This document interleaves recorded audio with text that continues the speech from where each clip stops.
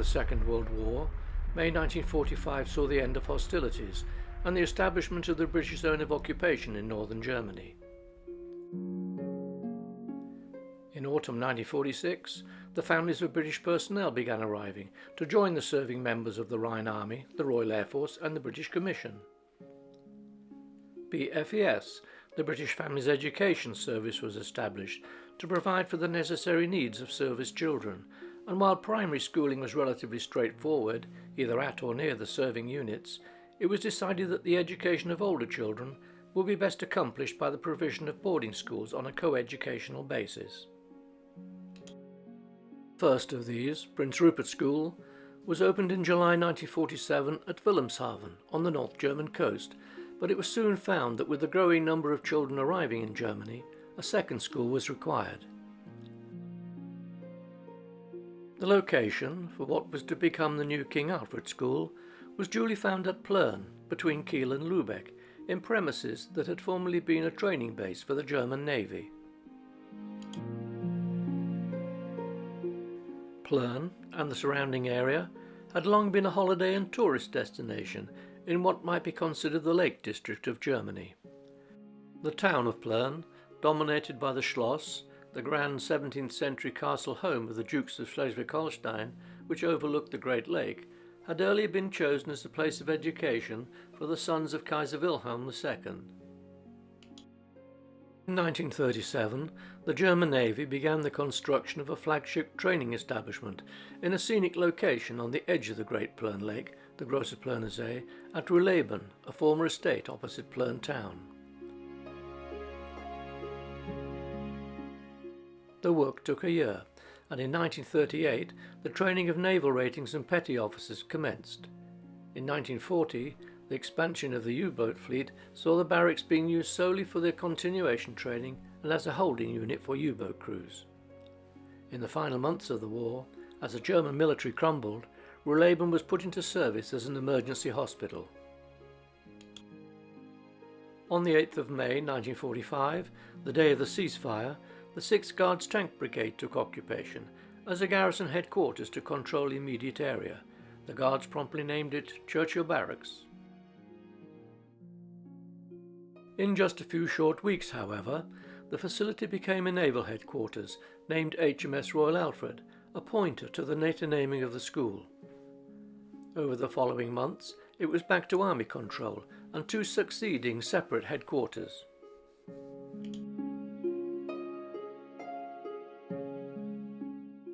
In early 1948, in his quest to find a suitable location for a second boarding school, it would have been plain to the director of B.F.E.S, John Trevelyan, that the many spacious buildings and amenities were being underutilised by the British military, and that they would make for an ideal school. The Army was loath to relinquish control, but the matter went to the very top of the British Commission in Germany, and a decision by the military governor. Ruhleben, after the unsettled tenure by British forces, was to become the new King Alfred School. While it was obvious that the buildings, with some work, would make ideal classrooms and accommodation, it was plain to see why the Army was reluctant to leave. The facility at once presented some impressive amenities, with a 6-lane running track sports stadium overlooked by twin gymnasiums. One could be used by girls, the other by boys. There were tennis courts, a cricket pitch, room for football and hockey, and an adjoining field could soon form 8 additional games pitches. The riding school, started by the Army, could carry on and make use of the existing indoor riding ring. At the lake's edge stood a boathouse and large sailing jetty, and nearby were 3 outdoor swimming pools with a high-board diving platform. The grounds were set with wooded areas, wide verges and tree-lined roads, and views at the shoreline looked out across the lake to Plön. There could be few, if any, British schools that had such a pleasing environment in which pupils could flourish. The first headmaster of King Alfred School was to be Frederick Spencer Chapman, a former housemaster at Gordonston in Scotland, with war service as a lieutenant colonel in the army. Appointed by B.F.E.S in the months before acquiring the site, he and John Trevelyan had jointly decided how the army barracks could best be converted into a school. April and early May of 1948 saw feverish activity as the work went ahead in the preparation of classrooms and dormitories to house up to 500 pupils, double the number at Prince Rupert School. There was adequate room, as the facility had once accommodated over 1,000 German naval ratings. As the work went on unabated, the headmaster assembled his team of teaching and support staff, ready for the school's opening on the 7th of May, a week's delay to the earlier intended date. The atmosphere around the school was recorded by a staff member in the first Red Dragon, the school's magazine. During April we had watched the tearing down and putting up of walls, the immense piles of bricks being a sight to bemuse the eyes of those of us who had just come from England and who had battled with licenses and permits for a few hundred bricks for even a modest alteration. Lorry loads of furniture, bedding, china, desks and school equipment of every kind rumbled by at all hours. Each day there was some new face, another member of staff who had weathered the buffetings of fate in the shape of documentation, frustration and delays in transit, and perhaps lost luggage. The school resembled a stirred-up ant-heap, with bustle and seeming confusion everywhere, and yet, as with the ant-heap, order and purpose became apparent, and the transformation of barracks into school took place.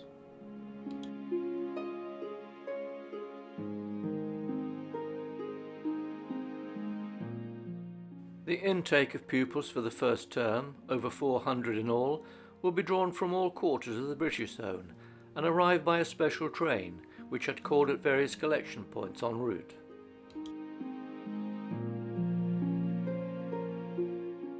Again, a note in the very first Red Dragon. Suddenly peace was broken by the jubilant whistling of the train, a triumphant, exuberant whistling, and then, faintly, the cheers of the children as they reached the station came to us. A few moments passed, and then we heard the unmistakable rumbling of the big school buses as they chugged up the hill from the village. The headlights swept round and lit up the gate. A pause while the white pole barrier was raised high, as it were in salute, and the buses surged through to the respective houses. It had been a late arrival for the new pupils, after midnight, but the next morning they could take a closer look at their new surroundings. The pupil accommodation had been arranged into 4 houses: Churchill, Nansen, Roosevelt and Temple. The namings of Churchill and Roosevelt need no explanation.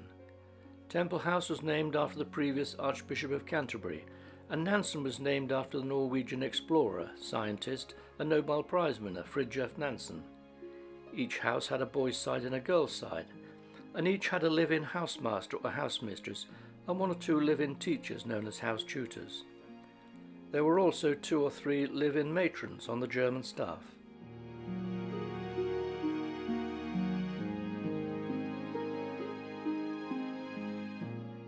There was a head boy and a head girl to each house, assisted by a number of helpers. The headmaster was to stress that these were not prefects but were there to help the younger pupils and to assist those who were later to arrive as new pupils. The 3 main school buildings were grouped around the central quarterdeck, which retained its tall mast and yardarm erected by the German Navy. These housed the main classroom and administration areas and studies for the headmaster and assisting staff. With the school being some distance from the nearest forces unit, it had been thought prudent for it to have its own small hospital, and that was located here with accommodation for the school doctor and nursing matron.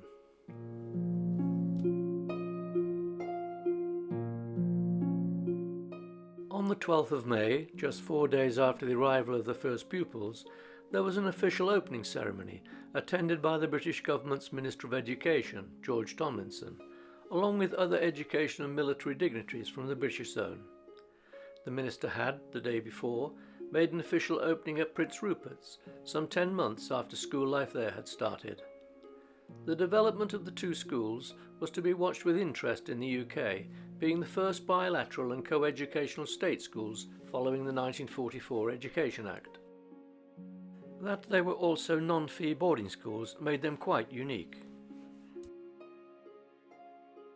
Within days of the start of the first term, The newly appointed art master, Patrick Harris-Smith, was asked by the headmaster to design an emblem for the school, a two-legged wyvern mythical beast, and this was incorporated in the school crest. It is also shown prominently on the cover of the Red Dragon magazines. A wyvern may only have two legs. It is a form of dragon nonetheless. The school emblem is set alongside the two lions passant and the nettle leaf from the Schleswig Holstein coat of arms, and the fish emblem is from that of Plön town. The school motto, "Let right be done," exemplified the headmaster's attitude towards matters within the school and without. The editorial team that put together the first Red Dragon magazine did a remarkable job. During the 11 years of the school's existence, it was found unnecessary to alter the format or layout in any way. The magazine was issued at the end of every term and contained a resume of that term's activities, social, sporting and academic. There were write-ups from each of the houses, principally by the head boy and head girl, noting the comings and goings of house staff and senior pupils, and recording the sporting prowess, or otherwise, in the inter-house sports competitions. The school's sports and other activities each had a write-up from a principal involved, often a pupil, and there was a literary section displaying pupils' short story and poetry skills. The Red Dragons are held in archive at London College University and present an illuminating picture of life at King Alfred School. A month after the school's opening, the day's holiday requested of the headmaster at the opening ceremony by the minister was celebrated, and 4 school outings were undertaken, one by boat, one on horseback, one by bus and one on foot. Although the number of boats left behind by the army was not large, the sailing club swung into action. The boat expedition, organised by Mr. Barley and the officials of the sailing club, resembled a small armada as it set sail on a beautiful morning. Every type of craft had been pressed into service. The 2 motor launches, Stafford and Dahlia, towed cutters, the sailing boat sailed, and a total of about 150 boys and girls were taken down the lake to a spot at the far end, where a large sloping meadow ran down to the water's edge. After a bathe, a picnic lunch was eaten on the meadow. Halfway through the afternoon, the armada set sail for home, bringing with it some of the children who had walked round the lake from the school, while others, who had come by boat, returned home on foot. It was a most successful, enjoyable outing.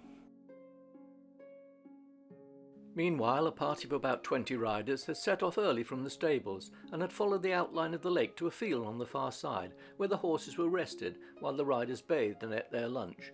The ride returned to the stables by a different route after an excellent outing in perfect conditions. The Red Dragon records that a visit to Kiel and an orchestral concert by Sir Robert Mayer was the choice of a good number of pupils, followed by lunch on the beach at Eckendorf on the coast and a look around Schleswig in the afternoon. The kitchen staff are praised in having provided packed lunches for 450, no small feat. These first mass activities by the whole school indicate a philosophy that was to exist throughout the school's years, that it was blessed to be situated in wonderful surroundings, there to be enjoyed, and that the school would not shelter within its perimeter, but reach out to and be a part of the local community. The hand of friendship extended further afield, when a party of Danish children from a school at Sonderburg came to the school for a week. Exchange visits were to take place over the years, right to the end of the school's life. In the first term, in what was to become a constant throughout the life of the school, the inter-house sports competitions were inaugurated, in which a developing esprit de corps was evident, the friendly rivalry of team members set aside when representing the school.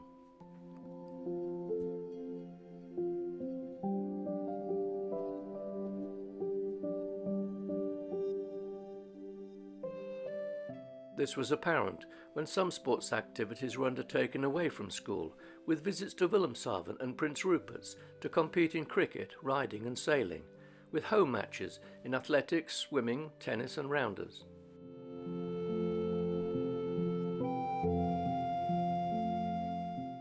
The cricket first 11 also played away to a local control commission team, and the riding club took part in a gymkhana at Kiel. There were mixed results, with the teams being newly formed. The sailors now lost to Prince Rupert's, a reflection of not having suitable boats in which to gain experience, although a win was gained against the German school at the Schloss. Particularly promoted by the headmaster, the first term saw the formation of King Alfred School Scouts and Sea Rangers groups with over 100 members, and a Girl Guides company with 70.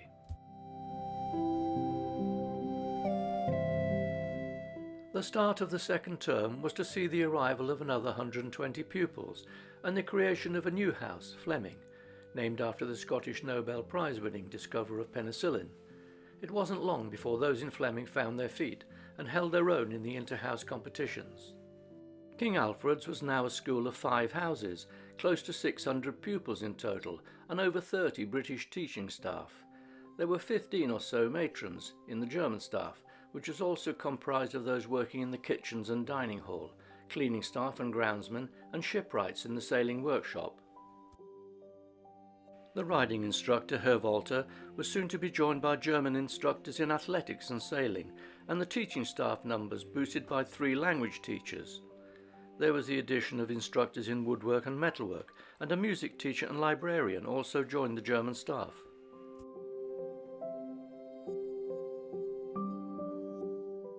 On the sporting front, for the autumn, hockey, football and cross-country replaced the cricket and athletics, and although Prince Rupert's again took most prizes in a visit, the growing skills of the sailing team were shown in a visit to Hamburg Regatta. In classes of boats they had never seen before, the school came 4th out of 7 teams. A school boat was also entered against 25 others in the Oitin Regatta, coming from Backmarker to finish first. The riding club also had success after entering 5 riders in the Hunter Trials at Lübeck, with a 5th place finish against experienced opposition.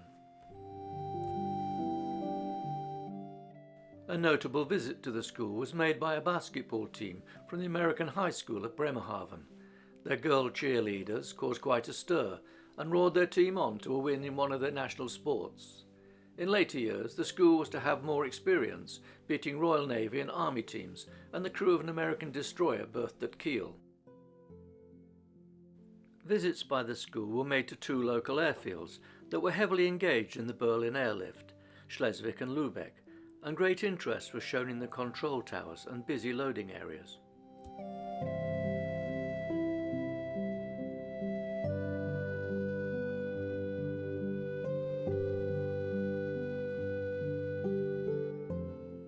The plight of the Berliners was a highly topical news item, and the party braved a blustery day to gain first-hand experience.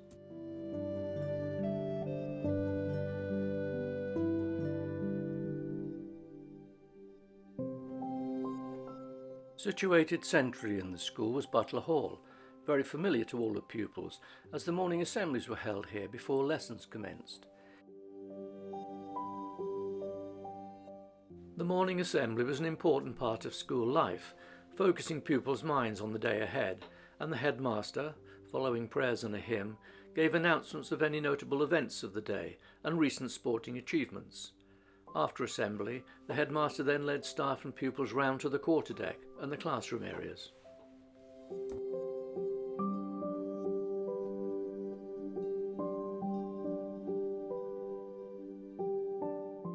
Butler Hall duly received tier seating, and the raised stage with theatre lighting made it perfect for presenting the production of school plays and concerts.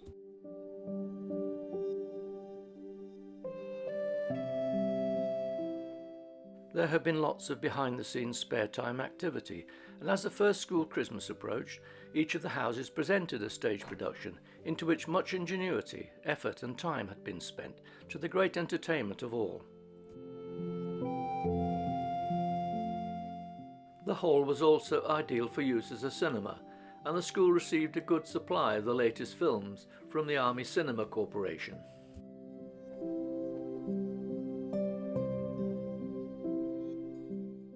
Maintaining a tradition from the Army days, a Christmas party was given for the children of the German staff, preceded by a film show, and each child received a small present. There were presents also for 250 children in a nearby displaced persons camp. This was shortly followed by a Christmas lunch for all the German staff. The school was becoming highly regarded in the local community, not just for the employment it provided at a time of continuing deprivation, but also for the hand of friendship it extended just a few years after wartime conflict. As the days and weeks went by, the pupils of King Alfred School, familiar with the fictitious Biggles adventures of author W.E. Johns and the real-life exploits of Lawrence of Arabia, came to realise that in their headmaster they had their own hero adventurer. In the early 1930s, Freddie Spencer Chapman had been a member of 2 Greenland expeditions and another to the Himalayas, where he and a Sherpa companion became the first to climb the fearsome Mount Chomolhari. In 1938, he was a housemaster at Gordington School in Scotland, teaching geography and running outdoor activities when Prince Philip was a pupil.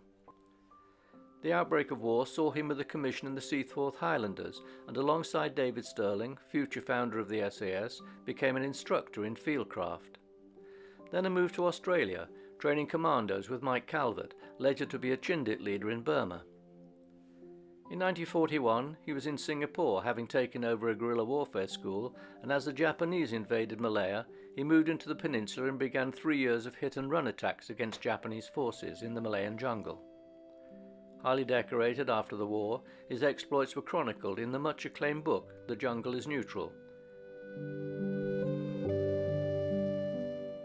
Needless to say, all this made a lasting impression on those who were pupils at King Alfred School.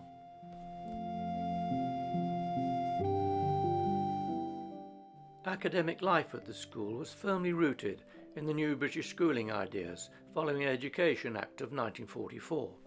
It was a bilateral school, in that a grammar stream and a secondary modern stream coexisted within the same school buildings, often in adjoining classrooms. In setting a path for the development of the school, the headmaster was keen to promote in its pupils the personal qualities of resilience, original thought, team building when required, but also self-reliance. This was equally imparted to all at the school, and sports and other activities were undertaken conjunctly. The headmaster's ethos would have undoubtedly been influenced by his time at Gordonston and the guiding principles of its founder, the renowned German educationalist Kurt Hahn. Hahn had later gone on to create the Outward Bound courses, and later still was involved in setting up the Duke of Edinburgh's award scheme. No wonder then that an emphasis was made in making use of the school's spacious outdoor environment, and depending on the time of year, the daylight hours were used for engaging in sports and activities.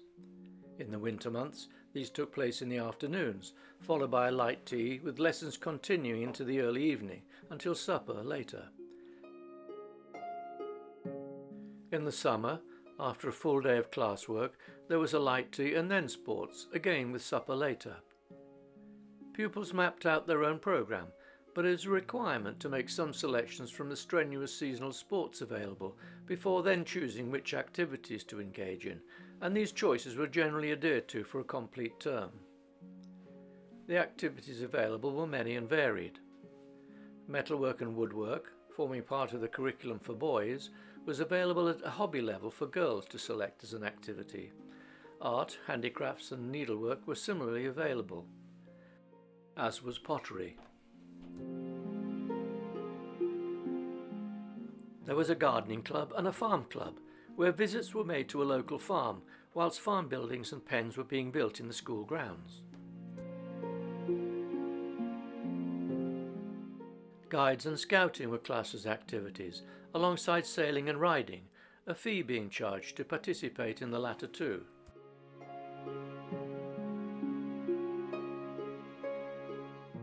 The riding club's indoor ring was close to the lake's edge, with easy access to a paddock area between the shoreline and the sports pitches on the big field. This was ideal as a training area, and not far from where the horses were stabled at a nearby farm. Easily reached at a brisk canter after a training session.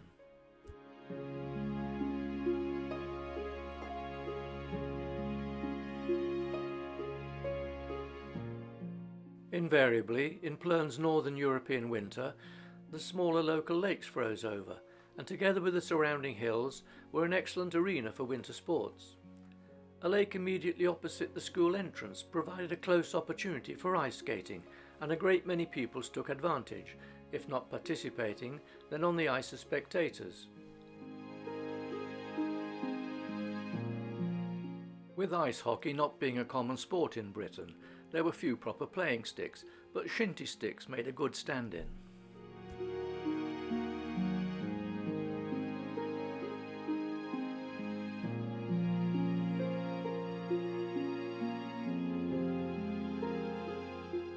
In the absence of appropriate winter sports attire, participants were happy to wear their everyday clothing, with some boys not forgetting to wear a tie.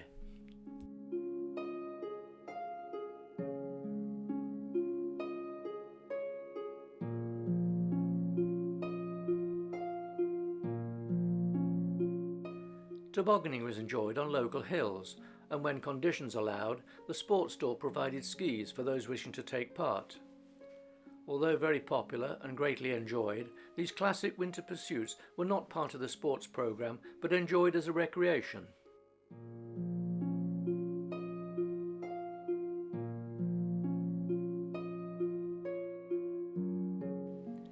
In hard winters, the Great Plön Lake also froze over, providing a distant white horizon to be enjoyed.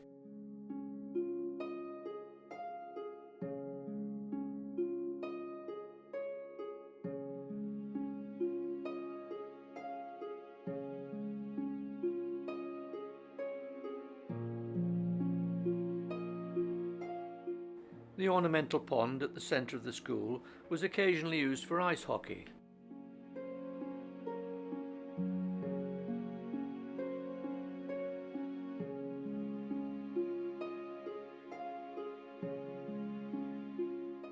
The pond was to receive attention that had been planned as the school opened, and a team of Norwegian Army engineers, stationed nearby and skilled in timber construction, began erecting a bridge to span its width.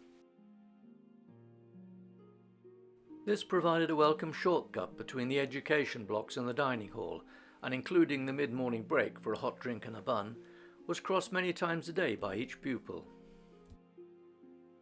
At the opening ceremony, attended by the local Norwegian Army commander, flowers were presented to his wife by the daughter of a staff member, who neatly sidestepped the general on the way.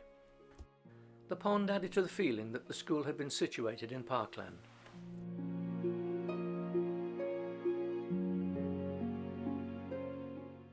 Hockey was the main winter sport for the girls, in the inter-house matches and inter-school against Prince Rupert's, and football was likewise for the boys. The first team squad were now playing regularly against local army units and taking their fair share of wins. To save wear and tear on the stadium infield, most matches were played on the 8 pitches of the aptly named Big Field.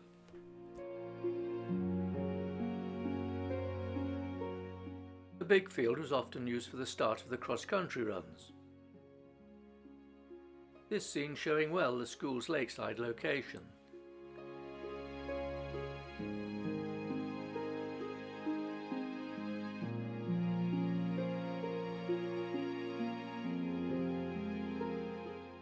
The steep hill of the wooded area lining the Big Field was the first stern test of the runner's mettle.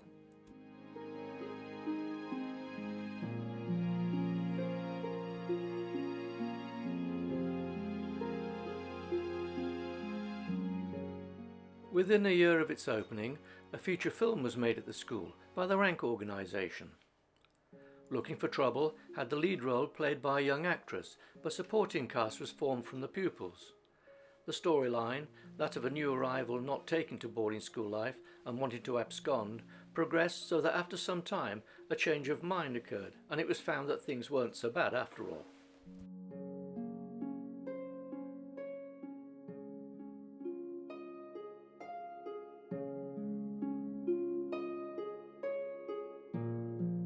Also a year after opening, the school received an allocation of 15 pirate-class sailing dinghies, which transformed sailing activity.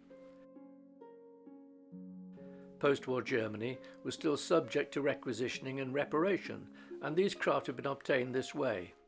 Within a couple of years, these boats were returned to be replaced with others either purchased or built in the sailing workshops. Pirates were a popular class throughout Germany and ideal for racing with two-person crews, and would form the basis of the inter-house competitions throughout the school years. The skill build-up on the Pirates was quite rapid and demonstrated on a visit to the school by the future Sir Peter Scott, a personal friend of the headmaster. Peter Scott was a well-known artist, naturalist and ornithologist, and also an accomplished yachtsman, having won a medal for Britain at the 1936 Olympic Games at Kiel. He was keen to see the sailing club, and on a blustery day was there as the pirate fleet returned, after other boats, in the face of an advancing storm. The event was recorded by the headmaster in the Red Dragon. Peter Scott, John Barley and I were standing on the jetty as they came in. The wind was still blowing very strongly and the cutter seemed to be heeling over alarmingly, but the helmsman, fine weather or not, came about smartly off the end of the pier, and one by one ran the harbour and tied up. Still there was no sign of the pirates, and an anxious headmaster had visions of their being in difficulties in the Ascherberg Lake, but no, apparently they were waiting in the lee of one of the islands for a lull in the storm. Suddenly one of the boys sighted their red sails through the midst of a rain squall, and soon the 15 boats running straight before the wind were clearly visible. As they all came in within a few hundred yards of each other, Mr. Barley had to call them into the harbour one at a time, and considerable skill was needed to manoeuvre as each helmsman waited his turn. At last all the boats were safely tied up. Peter Scott congratulated John Barley on the skill and coolness of his yachtsmen, and the headmaster gave a great sigh of relief.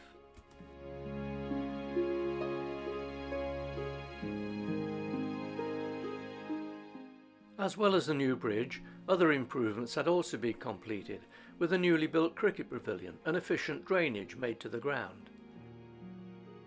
This meant that the school's first 11 team, as well as matches against the staff and Prince Rupert's, could better host the home matches against local army units and control commission teams.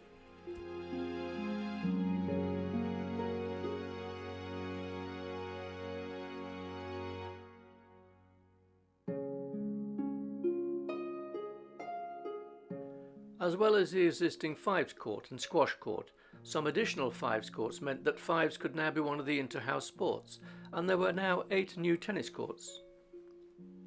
An efficient school broadcasting system was up and running and reached into most parts of the school, including the house common rooms, from a studio behind the stage at Butler Hall. As well as providing transmission of news and current events, broadcasts were made of plays and records.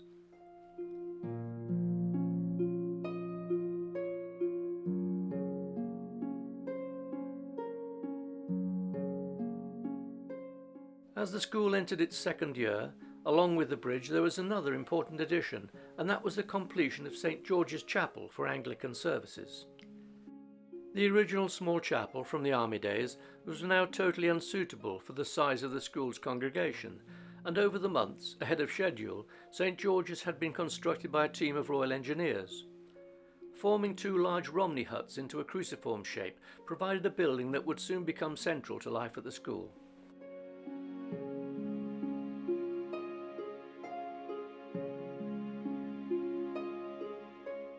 The tiered steps leading to the entrance became the setting for countless photographs of school groupings, even to the present day for reunion visits.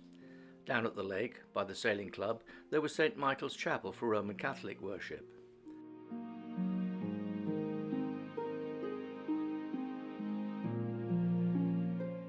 The now unused former Anglican chapel above the main classrooms building was fitted with lighting and a stage to become known as the Little Theatre. It was to make an ideal venue for smaller productions. The dedication service for St. George's took place on the school's first speech day, which had earlier centred on Butler Hall for prize giving and speeches.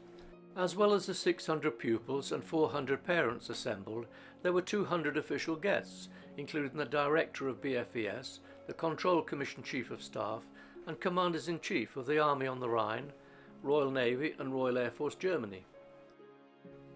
German dignitaries included the Burgomaster of Plön town and the Director of Education for Schleswig Holstein, and in the audience were representatives of the school's German staff. In the speeches, an acknowledgement was made to their contribution to the smooth running of the school, an example being that the kitchen staff had produced and presented over 4,000 meals during the course of the day. The meals provided at King Alfred's were of a very high standard. Compared to a Britain still under rationing, the allocation from the force's budget meant that hungry mouths from all the exercise were kept well satisfied. Quantity was matched by quality. When the school was founded, it coincided with the decommissioning of a ship of the Hamburg America line, and many of its restaurant staff were taken on at the school. Their skills were appreciated, but misdemeanours in the dining hall meant a visit to the hardtack table for less palatable fare. There were few takers. A year after King Alfred's opened, the headmaster's link to Gordonstow was rekindled when Kurt Hahn opened a new school at Louisenlund by the waters of the Schlei Inlet, just 40 miles away, and matches were made between the two sailing clubs. A little later, Hahn was also involved closer still, with the opening of a base at Schloss Nemten on the other side of the Plön Lake to train the student crews of the four-masted sailing ships Pamir and Passat, an outward bound venture. Exchange visits were made between the crews and the school. Pamir had been the last windjammer to round Cape Horn in 1949. By the summer of 1950, many former pupils were asking for some way of keeping in contact with the school, and so the Wyvern Club was formed to facilitate this. In January 51, a reunion lunch was held at a central London hotel, to which 57 attended. The reunion lunches have continued down through the years to the present time, with, as this film was made, over 90 former pupils attending in January 2020, 61 years after the school had closed. Much reminiscing goes on at the reunions, listening to Radio Luxembourg and American Forces Europe network on a crystal set under the bedclothes, waiting for packets of postage stamps to arrive from the UK to add to the stamp collection, and the decisions to be made on how best to spend the regulation 5 shillings a week pocket money. That was for seniors. Juniors had less.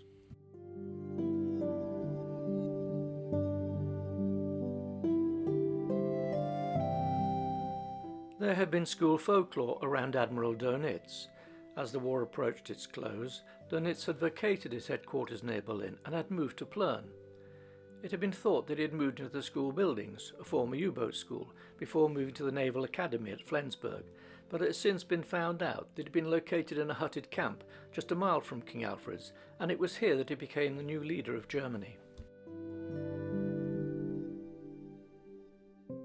1951 saw the supplanting of the hires and school certificates by the new General Certificate of Education, and the Red Dragon records there being 21 passes at A-level and 161 passes at O-level. Although the open water nature of the swimming pools meant that apart from high summer, taking a dip was usually a brief and cool experience, the diving boards were high enough for the adventurous, and the warmer shallows led out from what might have been the only one of its kind in UK schools, a sandy beach for sunbathing.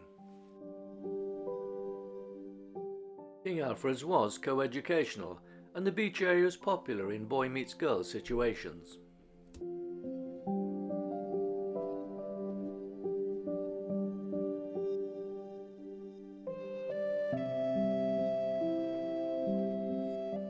Swimming formed one of the inter-house competitions, and there were graded proficiency tests. To show proficiency at swimming was a requirement at the sailing club, where, in the carefree days of the 40s and 50s, it was thought not a necessity to wear a life jacket. In 11 years and thousands of pupil hours out on the water, there was not one incident reported of pupils being in difficulties. 4 years into the life of the school, and the first signs of economic cuts in the school budget began to appear. The days of requisitioning were over, as the wartime military became less an occupying force and more an ally of the newly emerging West Germany. B.F.E.S ceased to be a Foreign Office department and was now the responsibility of B.A.O.R. There were reductions amongst the German staff, being particularly noticeable at the sailing club, where the numbers of the boat's shipwrights was halved, leading to the formation of a pupils' boatswain's party to carry on the vital maintenance work in the winter months.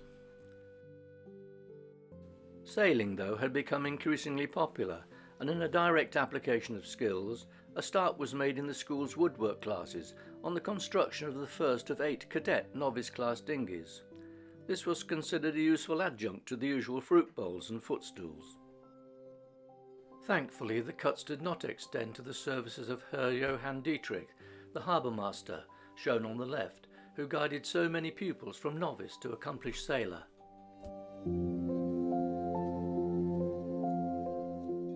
Despite the obvious belt tightening, an application to form a combined cadet force met with approval at B.A.O.R, with a view no doubt that there could be a flow of recruits into the services. Another activity which found favour was indoor rifle shooting, taking place in the attic of one of the classroom blocks, with, in the space of 1 year, 130 boys firing over 13,000 rounds of live .22 ammunition. Within weeks of applying, B.A.O.R had made available uniforms and equipment, and with several staff members having previous experience, the combined cadet force got off to a flying start. A Sea Ranger crew had earlier been established, and at future speech days and such, visiting service dignitaries were greeted by a combined honour guard.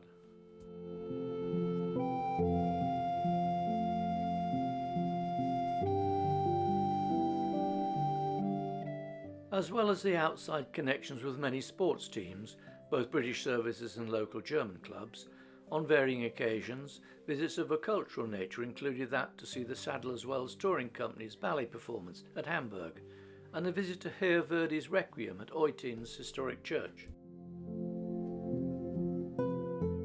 At the school, the chapel choir was joined by the British Forces Network's orchestra in performing the Passion music from Handel's Messiah in St. George's.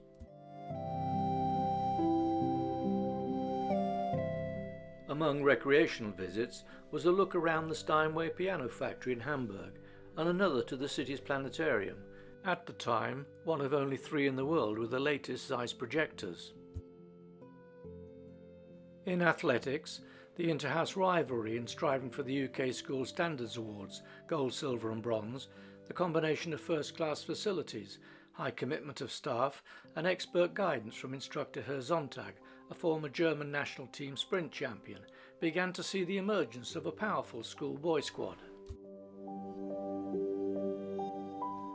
A team had been selected to compete in the British Schools Championships at the White City Stadium in London, and this was preceded by an invitation to compete in the US Forces Schools event at Wiesbaden in the American zone. Against 3 German, 2 American and a French school, King Alfred took an impressive win to boost the team's confidence before travelling to England. At the White City, the team had great success against over 200 other schools, bringing home 1 new event record and 7 standards medals in the 8 events entered. As a result, the school was invited to take part in that year's separate Mylicarian Trophy competition. The Mylicarian Club had presented the trophy to the Amateur Athletics Association to be awarded to the British school that accrued the highest number of points in official school events over the course of a year. It was limited to boys between 16 and 17, and a school had to submit the results achieved by 20% of this age group, points being awarded for attaining or exceeding a set standard in 3 events for each boy. It was a measure of consistent high results, and when the points were in at the end of the year, King Alfred's had won the trophy at the first attempt. After 4 very full years of successfully building a new school from a standing start, the largest British school outside of the UK, Headmaster Freddie Spencer Chapman was now to take a break from teaching, travelling in Africa with his young family before becoming headmaster of St Andrew's College near Port Elizabeth in South Africa's Western Cape. As he left, the tributes to the headmaster, to his inspirational leadership and all he had accomplished, were far-ranging and sincere. He had imbued an indefinable spirit into the school, carried through to the later years, and remembered when upwards of 100 former pupils and guests meet at the annual reunion in London.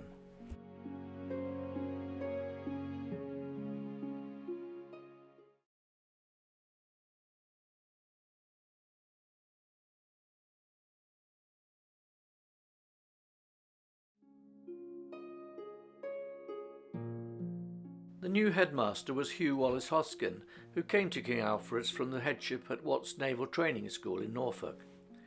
He brought with him a great interest in sporting activities, and his support of team events was clearly shown in his years at the school.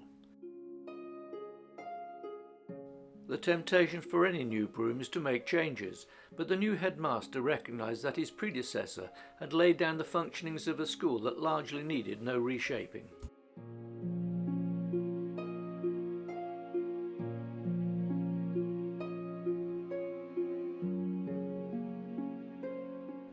Just before he arrived, there had been a start made to introduce boxing into the school sports, and this gained momentum under the new head, with the boxing gym being completed in the attic of a classrooms block. Boxing now became an inter-house sport, and matches were made with Prince Rupert's and local German youth teams. There was shortly to be a success in the Kiel district and Schleswig Holstein championships. The new headmaster's interest and encouragement was spread across the full range of the school's sporting activities.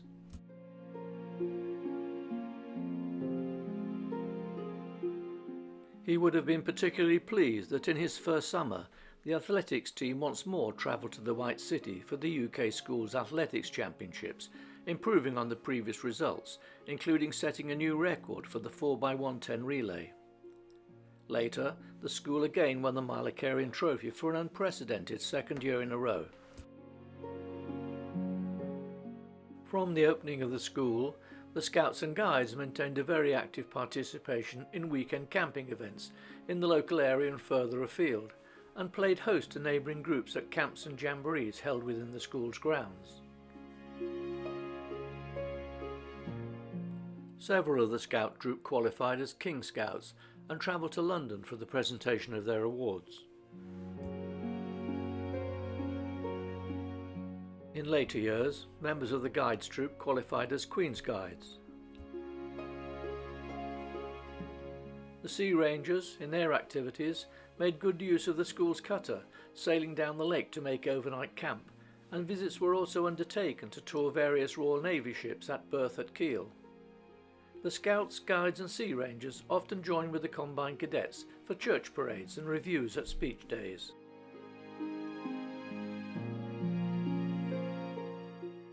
The speech days seemed a popular occasion with visiting dignitaries, many of whom were keen to see what was going on at King Alfred's, and over the years included the Commanders-in-Chief of the Rhine Army, Royal Navy Germany, the Air Officer Royal Air Force, the British Ambassador and the Commander-in-Chief of Allied Forces, Northern Europe.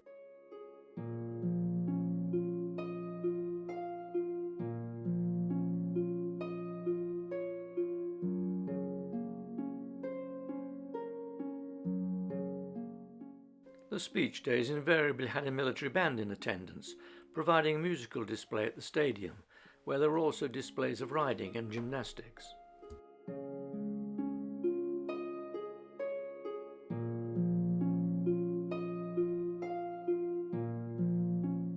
They were an occasion when parents could visit and see the remarkable facilities that their children enjoyed, and examples of work in exhibitions of science, biology, metalwork, woodwork and art, amongst others.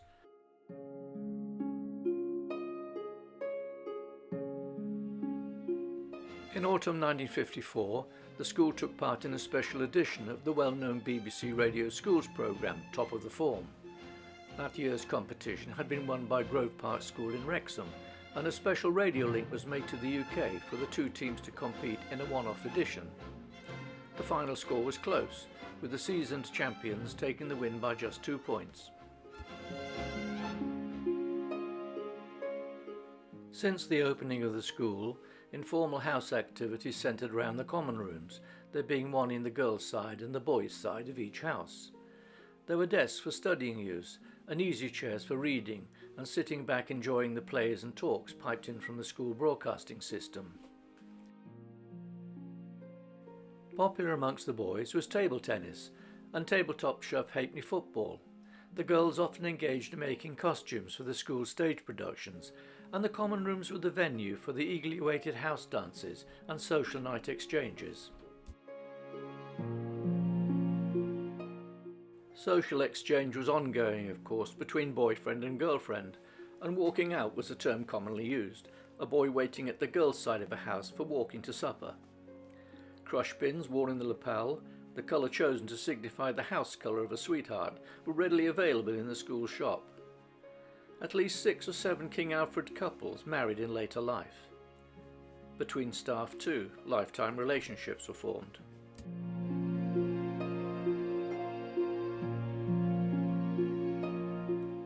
The house quadrangles were always in demand for French cricket, netball and roller skating, which was popular equally among girls and boys. Roller skating had an element of danger in that the skates of the time merely clipped onto the soles of shoes, and the two were at risk of parting company. Nevertheless, skating was pursued with vigour.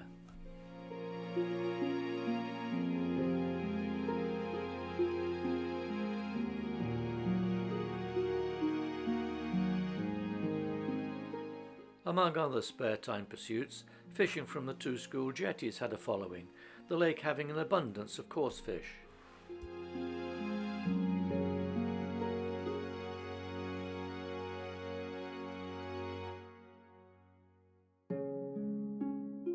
After the earlier effects felt by the sailing club, the budget restrictions being placed on the school were now to be also felt by the riding club.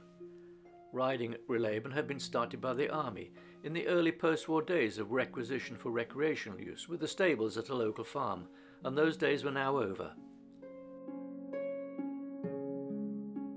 New arrangements were made with the stables at Eutin Schloss, just 20 minutes away, with members travelling there by a school bus to continue with their riding. Parents were now feeling the effects of the restrictions by an increase in fees for both sailing and riding, but at least these pursuits could continue.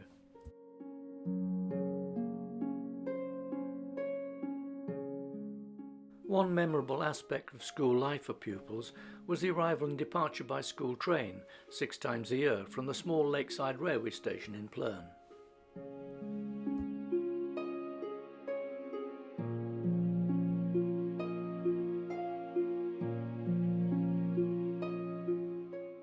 These were events that the headmaster often attended. The scenes of friendly mayhem, in anticipation of arriving back to all that the school had to offer, tennis rackets and the light waved high, predated similar scenes shown of the Hogwarts Express in the Harry Potter film sagas. After a head count for stragglers, the school transport headed up the incline to the school gates. The end of term was marked by suitcases and trunks being readied for the journey home. The hustle and bustle of departures were of a similar vein to arrivals, with a rush to claim a seat for the journey.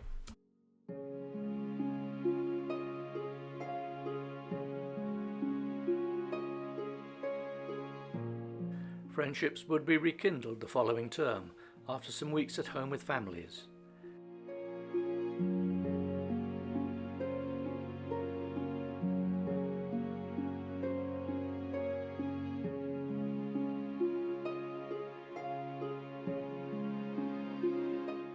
There was much waving from train windows and the platform between pupils and staff as the train pulled out.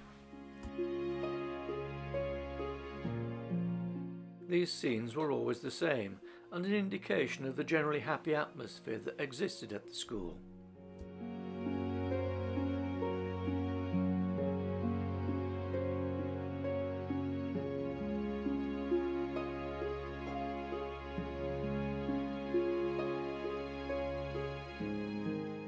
Throughout the years there had been an inter-house music competition, and the music society was a focus for many pupils, with, aside from the church choirs at St George's and St Michael's, there being a school boys' choir, a girls' choir and a boys' treble choir.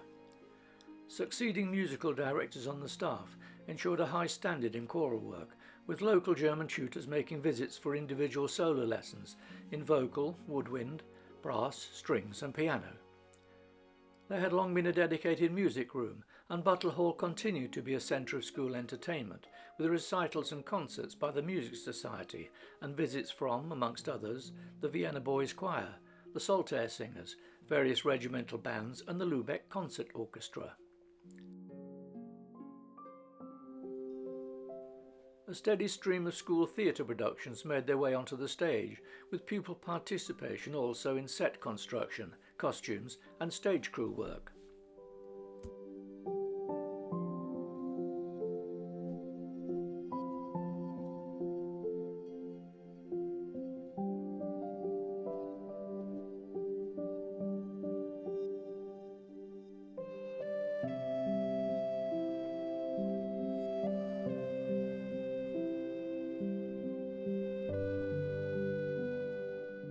The use of the hall as a cinema proved ever popular, and with the school's years encompassing the birth of rock and roll and the emergence of the teenager as a new phenomena, the screening of Rock Around the Clock was preceded by warnings against dancing, noise and other unseemly behaviour. In the event, the staff were untroubled. No such warnings were felt needed for other box office hits though.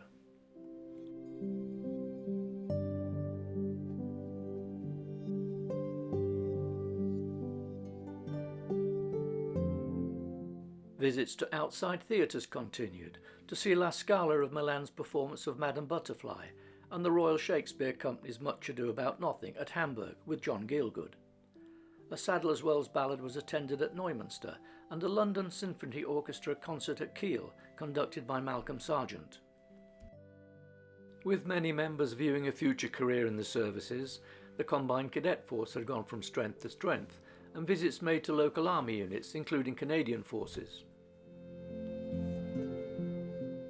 Skills gained in using the school's indoor 2.2 rifle range were tested in using the Army Standard 303 rifles at various ranges, including the main Army range at Senelager.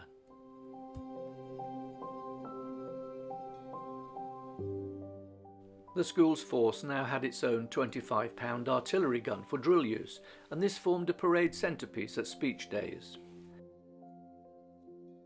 An RAF section had been formed, and members travelled to an RAF station for their own summer camp. Not to be outdone by the 25-pound gun, the RAF section obtained a gliding trainer, promptly named the Grasshopper, in view of its brief instant to flight control when pulled along by the squad. Its arrival in winter was no deterrent to the cadets' eagerness to put it to the test. An experience with the trainer would later lead to glider flights at Lübeck. As the years went by, there were further visits to the British Schools Athletics Championships at the White City Stadium in London, with the team winning the 4x110 sprint relay twice, being runner-up once, and also setting a new championship record for the event. The Milacarian Trophy, competed for by 600 British schools and awarded for a school's performance over the course of a year, became virtually owned by King Alfred's in the 1950s, with the school winning in 6 of the 7 years it was entered for.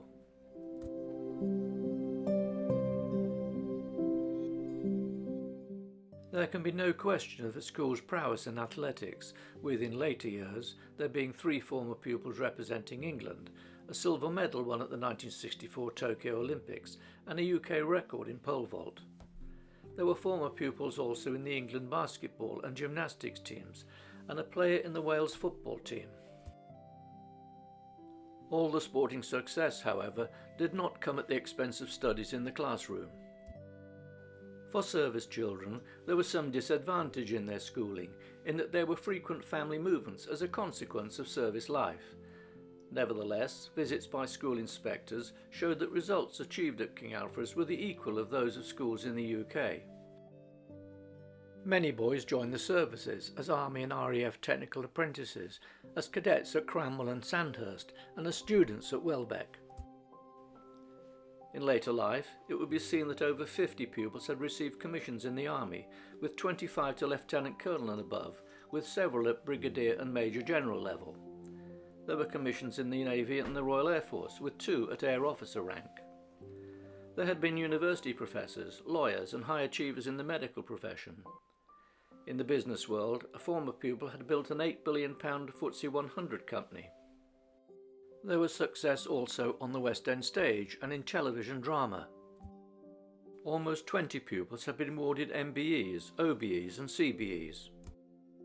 In 1956, the Duke of Edinburgh's award scheme had been inaugurated, and it was readily adopted at King Alfred's. The Red Dragon shows that in 1958, 29 boys were taking part. With the emergence of West Germany as a member of NATO in the mid-50s, the earlier post-war spread of British forces over the whole of the zone had contracted and become more centred around the Rhineland-Westphalia area. In 1953, B.F.E.S had opened another coeducational school in this area at Ham, near Dortmund. For B.F.E.S, as more years went by, there was the realisation that the moving of pupils to a now far corner of the British zone and the maintenance of a school there could no longer be justified, and after 10 years of life came news that King Alfred's was to close. The boys would transfer to Windsor School, now renamed as Windsor Boys' School, and the girls, after remaining at Releben for one more term as a new Windsor Girls' School, would then move to a separate boarding school being prepared at Ham. With the news that the school was to close, Hugh Wallis-Hosken moved to Wilhelmshaven, taking up the headship there, but when King Alfred's was given a year's reprieve, he returned, seeing out the final terms into 1959.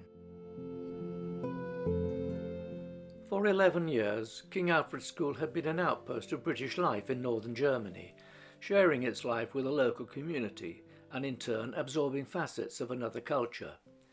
It had been a unique school, bilateral, co-educational, the facilities of a public school within the grounds of a university campus, with unrivaled sports and recreational activities on site. The lowering of the school flag and the last school train leaving Plön station was not the end of the story, however.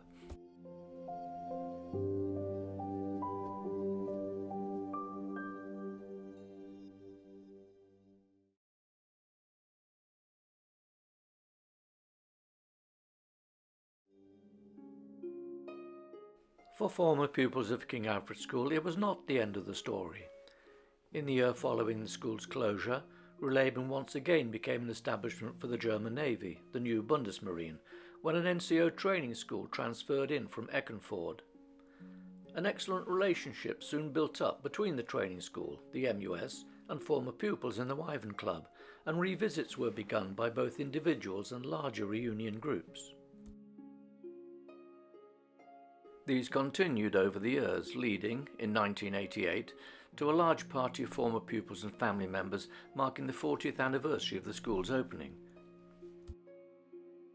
As with all the visits made, the steps of St. George's Chapel are a pilgrimage focal point, the scene of so many group photos taken during the school's years.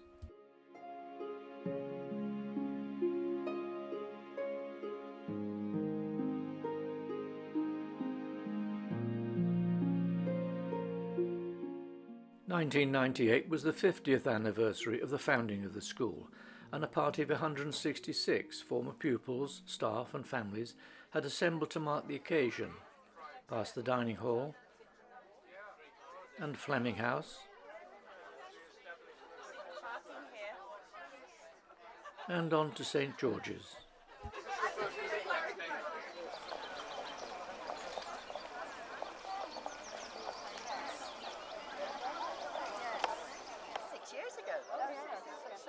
Because we came to the last one, didn't we? That's right. And I came from Bulford, which was one side of the A303, and she came from Boscombe Down, which was the other side. That's right. In St. George's, a service was held, and the chapel processional cross, made in the school workshops in the 1950s and held by B.F.E.S since the school closed, was presented to MUS for safekeeping.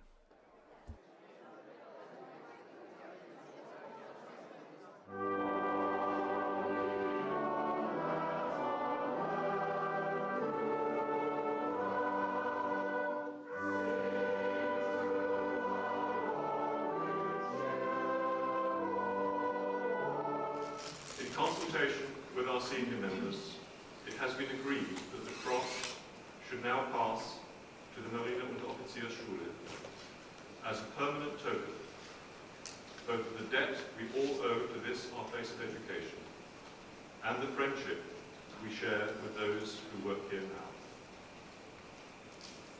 Herr Kapitän Kienast, Klaus, I pass this cross to you.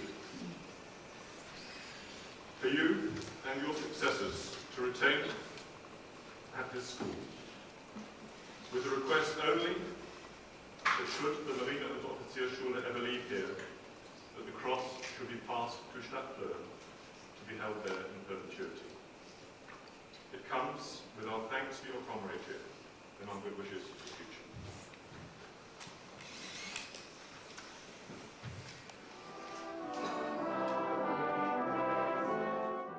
The service was taken by a former pupil who became an army chaplain and a Queen's chaplain.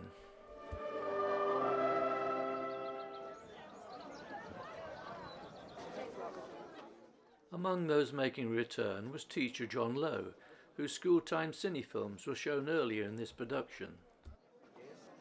When I did the French show, I produced a cabaret, a kind of review thing with, and I made paper sculpture tape. Today, I'd be hounded out of the school for having. Yes, you would. Yeah. Oh, yeah. Yeah.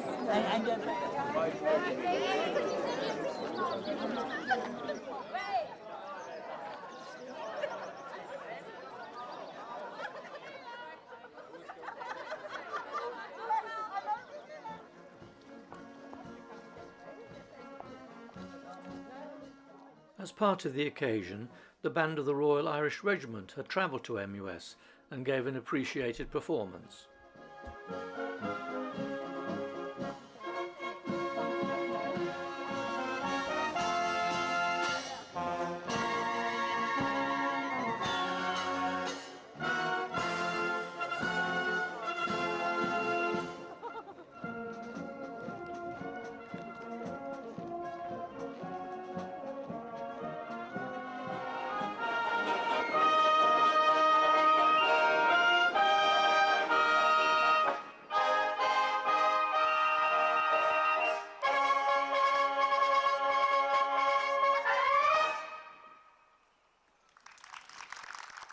On behalf of its members, the chairman of the Wyvern Club expressed thanks to the band for their performance. 100 former members of staff and pupils here today who would never forgive me if I didn't take this opportunity to thank you very much indeed for coming.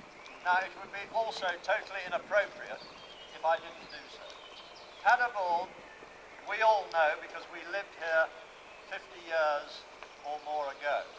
We know how far it is to get up here to Plön. The events then moved to Plön Schloss, from where the school can be seen on the far shore of the lake.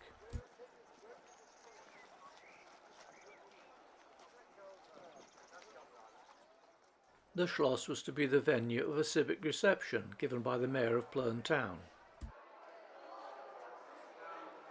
Soll man ja befolgen, and so I continue in English now.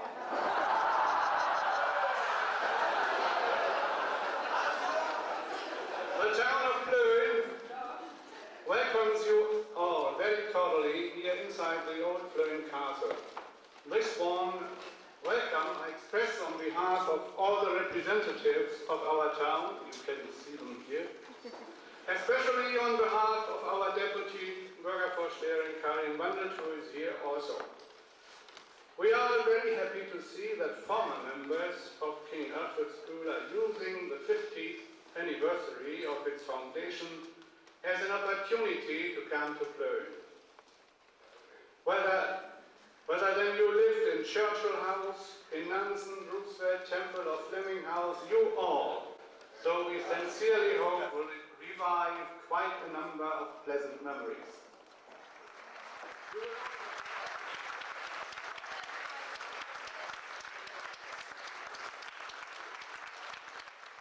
Following the reception, the party returned to MUS for a stroll round the school buildings before the planting of an English oak by Mrs. Spencer Chapman, wife of the first headmaster. Spencer Chapman, if she would kindly plant the tree for us. I said to the captain that he couldn't have picked a better spot for the tree, not just because we're in front of Roosevelt.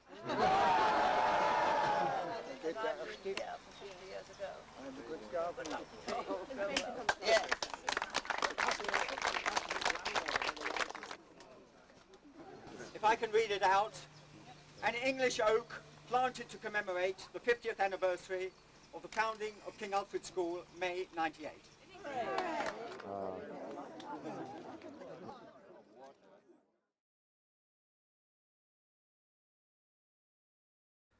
The 60th anniversary in 2008 was marked by the return of 143 former pupils, staff and families, mainly staying at a hotel in Lübeck.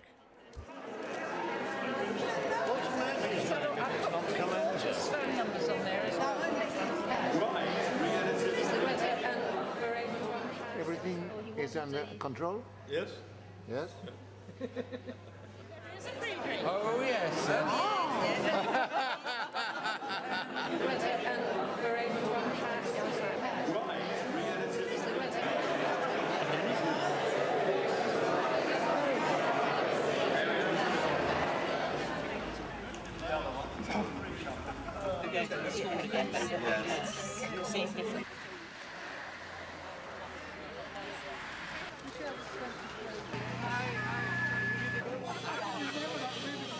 A ferry was taken across the lake for a look around Plön, and the party were glad of their coats when it turned a little damp. You buy your umbrella? Yeah. Where? Down the road. Down the road. Very pretty. Oh, yeah. One of these shops? Went into the supermarket where they were selling umbrellas, and the poor girl at the checkout had about 10 people pouring over her with their umbrellas. She went, "What's happening?" And Keith said, "Don't worry, it only happens once every 10 years. It's all right." The damp was not to deter the party from a stroll around the former school. Who remembers the quarter deck? Yes, I remember. What? It's called the quarter deck. Quarter deck. Is it there? What was tumbling? What was tumbling?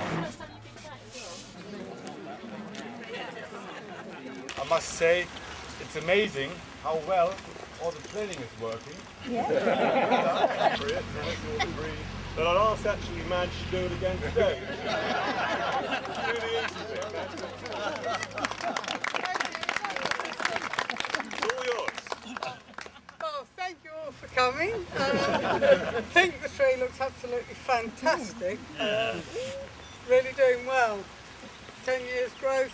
I will take this off amongst the street. A more permanent marker replaced the former sign of 10 years earlier. Boy, this side was the boys. This side was the boys' side, the boys' gymnasium, and Yes. the far one was the girls' side.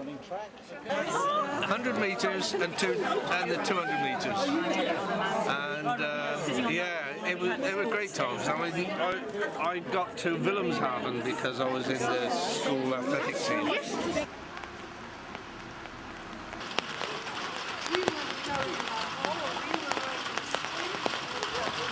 He's trying to ring that bell. Come a bit nearer.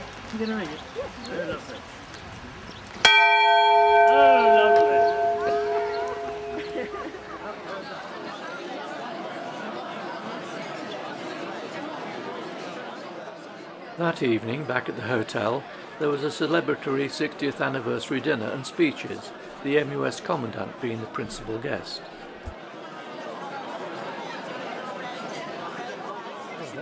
Yeah, sure.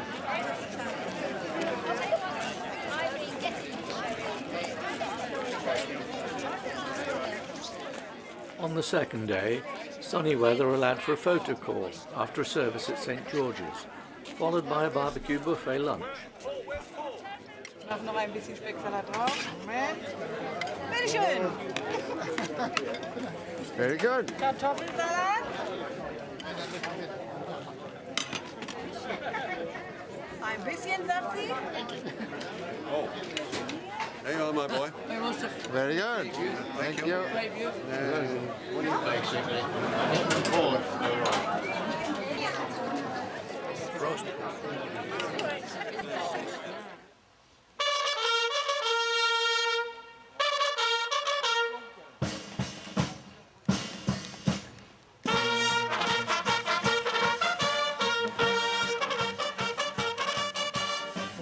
As with 10 years earlier, the military band marked the occasion, the band of the Rifles Regiment having travelled up from Paderborn.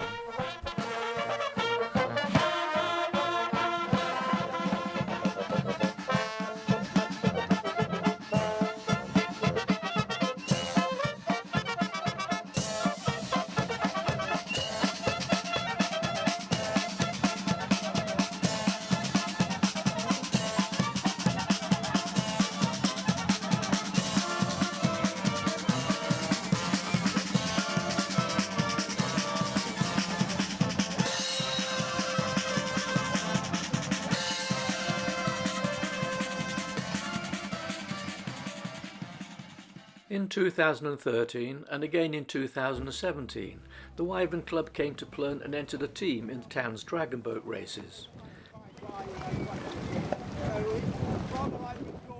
Team members ranged in age from octogenarian to 15 years old, and from as far afield as Iceland and Singapore, coming together for the event. What they lacked in experience was made up for by rugged determination.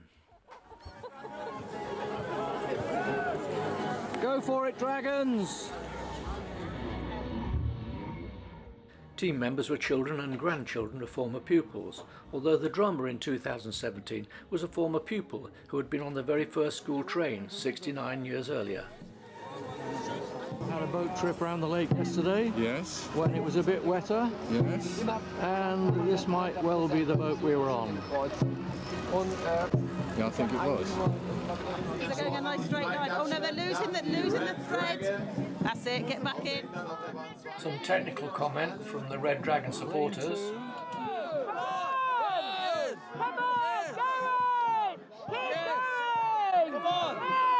Come on, dragons! Yes, come on! Come on, go! We're the nearest boat. Fantastic effort from the Red Dragons, who were just pipped at the post for the win.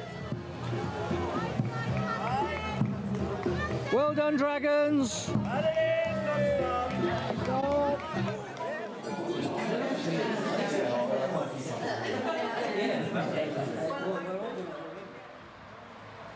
It's Sunday morning and we're about to have a look round our old school.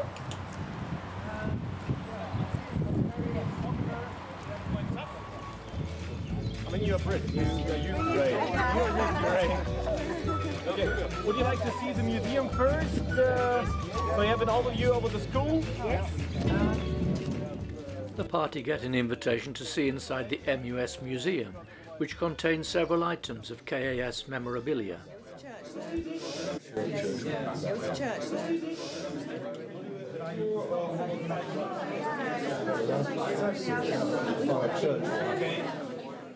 Inside there are a number of school photographs displayed on interactive media.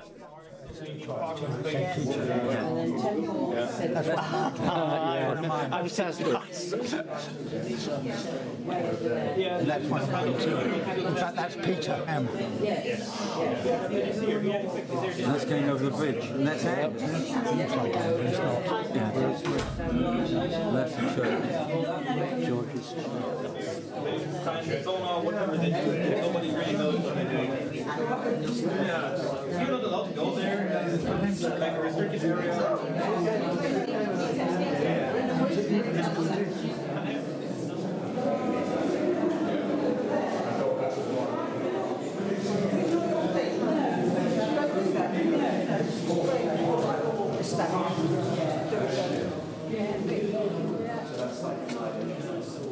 This is the centre of the school. How would you roller skate on an angled quad? Downhill onto a road, isn't it? We had many You had a way. You know. We're all very good at making a sharp turn. Yeah. No. I don't know. We'd have made a rating pot.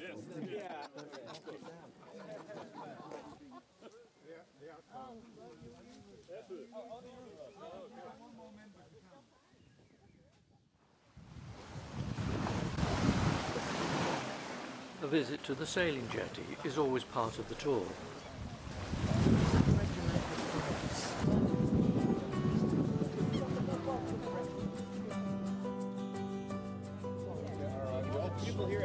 They built their own yachts here first. This is, I think you would say to me. Yes, well, eight cadets were built. Yeah. And 5 of the pirate fleet were replaced. This is what you would say? Oh. Yeah, they wanted to hold the number at 10, and they were old 1930s boats. A lot of rot must have set in, and as they got, you couldn't do it any, you passed it, they replaced them. And they did that with 5 of them, you know. The German shipwrights in Chapman. Well, you join the sailing club, but to join the sailing club, it costs a fee. It costs £1.50. I think it was the year. Now, at that time, for my parents, it was a lump of money to buy. Yeah. 150 was that. Well, I know, but I had to make a choice at one stage between an electric train set and sailing fees. It's got to be sailing fees now.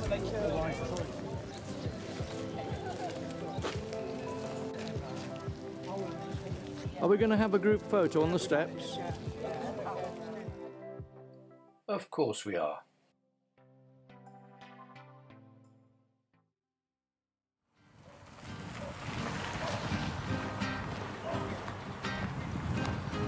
Group of us on our way to the ferry boat to get a ferry to Plön.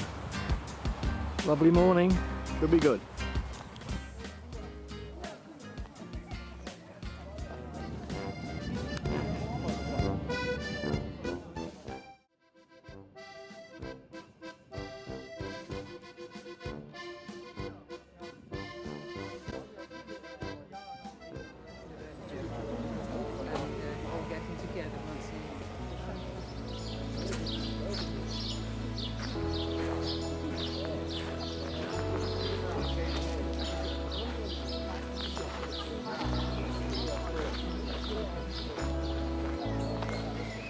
And here we are arriving at the Princeton House.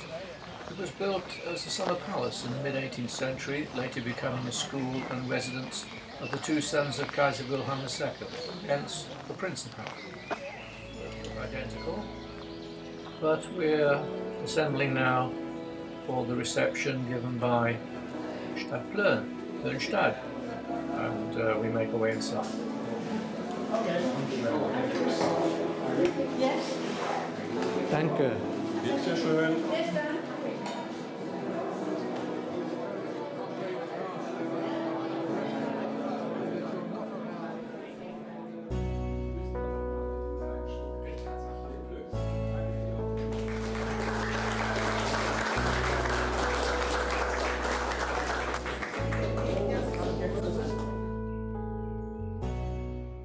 Walk back to the hotel along the lake's edge shows off the beautiful surroundings in which the school was situated.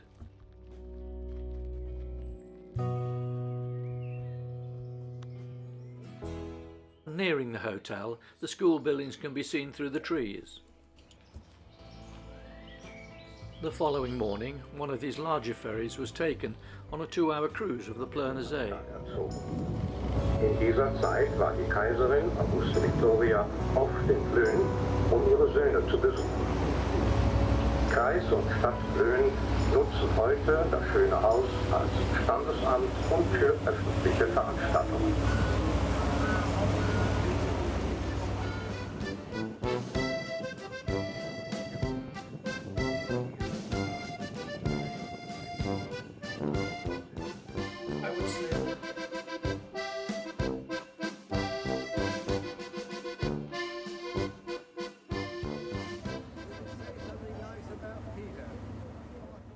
The visits back to Plön are often accompanied by the younger generation, children and grandchildren, keen to see what all the fuss is about.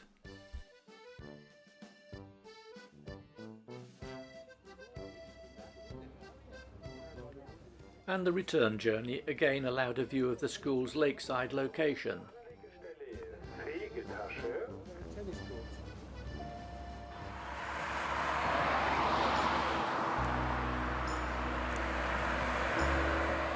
More very pleasant May sunshine as we walk down to MUS, the Marine Unteroffizierschule, the German Naval Training Unit, which took over when the school closed.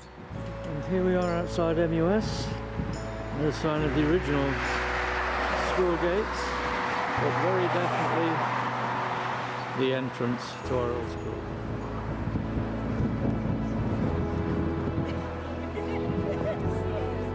More of the happy throng assembling. Assembling.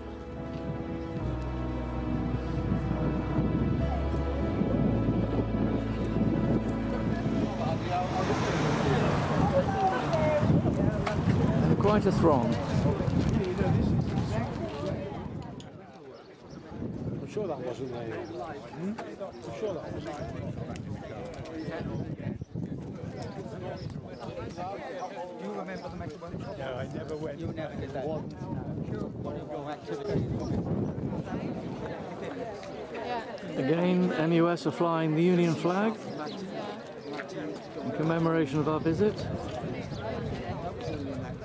And there she flies.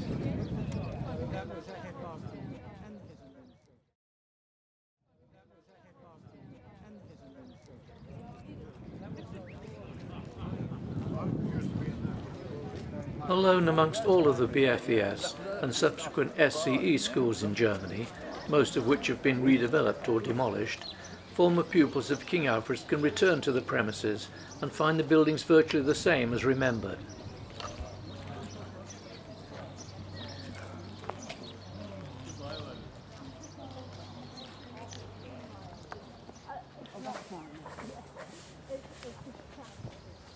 Yeah, I find if they're just pointing at people don't go over the bridge.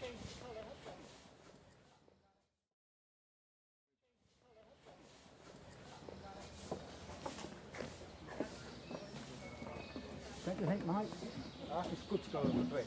Ein paar Jahre hintereinander Urlaub in Kroatien gemacht.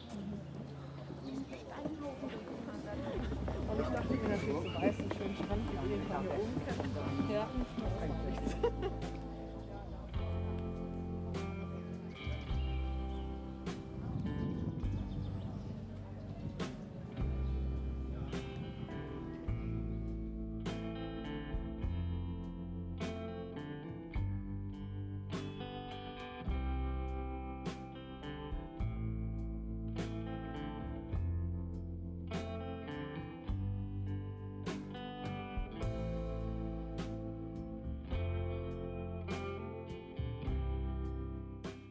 The English oak is an obligatory stopping point.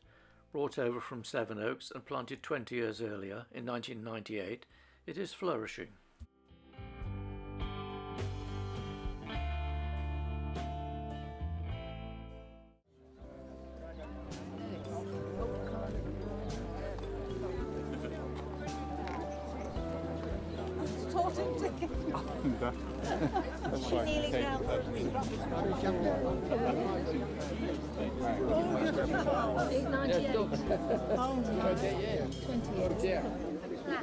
Behind Roosevelt House, the gymnasiums and running track remain virtually untouched since the days of the school. One former pupil who was on the very first school train in 1948 can't resist another lap, 70 years since he first ran here. Very impressed.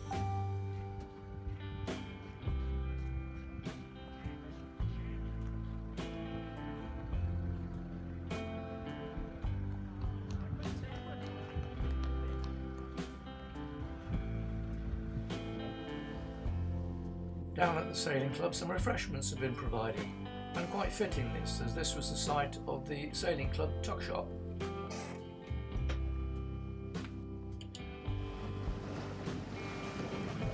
Gull Island in the distance. The sailing jetty remains as it was during the time of King Alfred's, although now the outdoor swimming pools, which were just along the shore, have been replaced by an indoor pool. A walk to St George's leads past the back of Nansen House, heavily wooded here 70 years ago. The trees are gone, but the house still remains. St George's is now used as a meeting place by MUS, and at the far end is a room containing KAS memorabilia, including the Red Dragon gates, crafted in the school workshops, and which stood on the perimeter until recently. It is a listed building in Germany, the only remaining British Romney hut construction.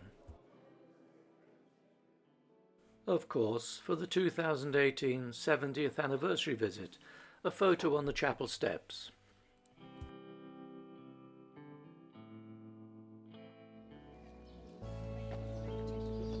These are the original paving flags from the school days. Do you think so? Yeah, oh yes. If you look at a photo of this area, 1, 2, 3, 4. yeah, exactly the same. As the visit draws to a close, another view of the Union flag flown for the day by MUS, a friendly gesture that epitomises the ongoing relationship with the Wyvern Club. The club is grateful to a succession of commandants at MUS that over the years have generously answered every request for former pupils to look around their old school.